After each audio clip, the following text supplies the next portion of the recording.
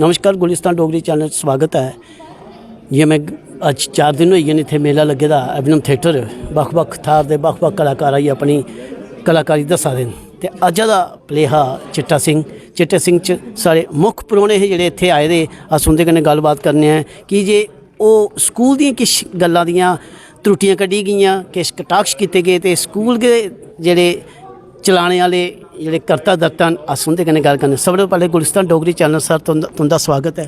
शुक्रिया, बहुत बहुत शुक्रिया जी, बहुत बहुत सर अज्ज दा जेह्ड़ा प्ले हा ये दिक्खिए तुसें कनेहा लग्गेआ कि कलाकारी दे माध्यम कन्नै केह् दस्सना चाहते थे, केह् समझाना चाहते हैं?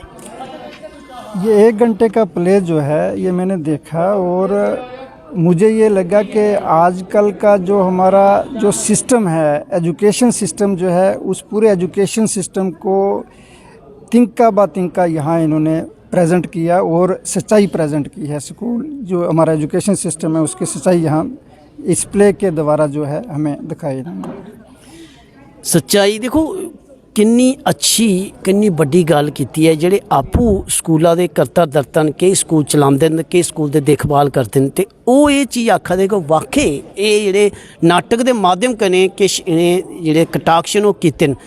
सर क्या सिस्टम इन्ना इत्थे तक पुज्जी गेदा कि उसी नाटक के माध्यम कन्नै असें लोकें गी दस्सना पवा दा कि साढ़ा जेह्ड़ा स्कूल का ढांचा वो इत्थे तक पुज्जे दा? इसमें मैं ये अर्ज़ करूँगा कि कहीं ना कहीं जो भी जैसे आपने ये फरमाया कि क्या स्कूल सिस्टम एजुकेशन सिस्टम का दर्जा ऐसा आ चुका है कि जो नाटक के ज़रिया एक प्ले के ज़रिया हम लोगों को एजुकेट करें और बताएं, ये आपने बिल्कुल सही कहा। लेकिन इसके साथ साथ मैं ये बताना चाहूँगा, मैं ये अर्ज़ करूँगा कि कहीं ना कहीं हमारी सिविल सोसाइटी का यहाँ बिल्कुल रोल ये है और ये इनको मैं मुबारकबाद पेश करता हूँ इनकी टीम को कि जिन्होंने ये एक अभियान स्टार्ट किया और इस प्ले के द्वारा, इस एक नाटक के द्वारा जो है इन्होंने ये भी बताया कि आजकल का सिस्टम कैसा है और इन्होंने ये भी बताया कि इस सिस्टम को अगर इम्प्रूव किया जाए, अगर इसमें बेहतरी लाई जाए तो वो किस तरीके से लाई जाए। और मैं ये सोचता हूँ कि ये ऐसे प्लेस जो हैं, ऐसी सोसाइटीज़ जो हैं, ये टॉर्च बीरियर हैं हमारे सिस्टम के लिए। और डेफिनेटली हम अगर सिस्टम में अगर इम्प्लीमेंट करेंगे जो यहाँ बताया गया, अगर सिस्टम में प्रैक्टिकली इम्प्लीमेंट करेंगे तो डेफिनेटली हम अपने एजुकेशन सिस्टम को, अपनी मॉरल वैल्यूज़ को, अपनी सोशल वैल्यूज़ को बहुत हद तक इंप्रूव करेंगे। सर गलांदे कि कोई भी दुनिया सब तो बड़ी क्रांति हुई है तो वो पेन के माध्यम कन्नै हुई है। पेन की माध्यम कन्नै जी क्रांति है वो सक्सैसफुल होंगी है, ना कि गड्डियां त्रोड़नियां, अग लानियां या सरकारी संपत्ति की नुकसान पहुँचाना।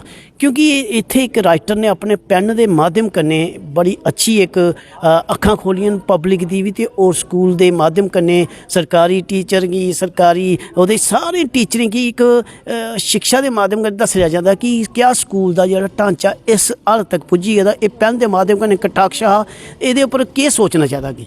इसमें मैं यही कहूँ कि जो हमारे एजुकेशन सिस्टम के स्टेक होल्डर, जो पॉलिसी मेकर जो हैं, उनको जो है पिच इन करना चाहिए और उनको ये इस तरफ ध्यान देना चाहिए। क्योंकि ये जैसे आपने फरमाया कि एक पेन के ज़रिए अगर स्कूल्स में हम ये कहेंगे, जैसे आपने ये फरमाया कि चाहे प्रोटेस्ट करो, चाहे एजिटेशन करो, उसका एक अलग असर है। लेकिन ये जो पेन की ताकत है, डेफिनेटली पेन की ताकत जो है ये एक काबिल रोशनी है और रोशनी की तरह ये जो है एक हमारे सिस्टम को आगे ले जा सकती है। तो जो पॉलिसी मेकर्स जो हैं, इसमें जितने भी स्टेक होल्डर्स हैं, चाहे वो सिविल सोसाइटी के लोग हैं, दूसरे लोग हैं, उनको बैठ के डेफिनेटली ऐसी चीज़ों को जो है वो एजुकेशन सिस्टम में लाना चाहिए। और मैं तो ये रिक्वेस्ट करूँगा इनके, ये जो हमारी सोसाइटी है जिसने ये ऑर्गेनाइज़ किया, कि ये अलग अलग स्कूल्स में अलग अलग प्लेटफार्म पे लोगों को ये ऐसे प्लेस दिखाने चाहिए, ऐसे नाटक दिखाने चाहिए। क्योंकि इसका जो मैसेज जो है ये इमीडिएटली कन्वे होता है और इसको इमीडिएटली दिल पे बैठ जाता है। जैसे मैं भी देख रहा था कि हर एक इसका वर्ड जो हमारे आर्टिस्ट हैं उन्होंने चाहे किसी लफ्ज़ का इस्तेमाल किया, चाहे किसी एक्शन का इस्तेमाल किया, वो हमारे लिए सबकामेज़ है। क्या बात है सर, थैंक यू, धन्यवाद तुहाड़ा, शुक्रिया। क्योंकि देखो कितनी अच्छी गल है, एक जिस कारगुजारी कन्नै जुड़े दे उस माध्यम कन्नै उन्हें फिर भी आख्या कि हाँ किश त्रुटियां हैन और ये त्रुटियां कि'यां ठीक होई सकदी, एह्दे उप्पर भी उ'नें लोऽ पाई, एह्दे उप्पर भी उ'नें गल्लबात कीती। सर तुहाड़ा गुलिस्तान डोगरी चैनल च थैंक यू, तुसें अपना कीमती समय दित्ता। बहुत बहुत शुक्रिया। एह् साढ़े RRL दे मैनेजर जेह्ड़े अक्सर अच्छी ਜਿਹੜੇ ਕੰਮ ਹੁੰਦੇ ਨੇ ਔਰ ਅੱਛੇ ਅੱਛੇ ਜਿਹੜੇ ਦਿਨ ਆਉਂਦੇ ਨੇ सारे दिन वार आते हैं जियां अस सैलीब्रेट करने ये उत्थे अपने RLL विच हर फंक्शन सैलीब्रेट करते हैं। ते इस करिए असें कोशिश ही उंदे शा पुछने और उन्हें बड़े अच्छे तरीके कन्नै उस नाटक की दसिया कि नाटक की सच्चाई कुत्थे तक सही है। बने रहो गुलिस्तान डोगरी चैनल कन्नै। जय डुग्गर, जय डोगरी, जय भारत।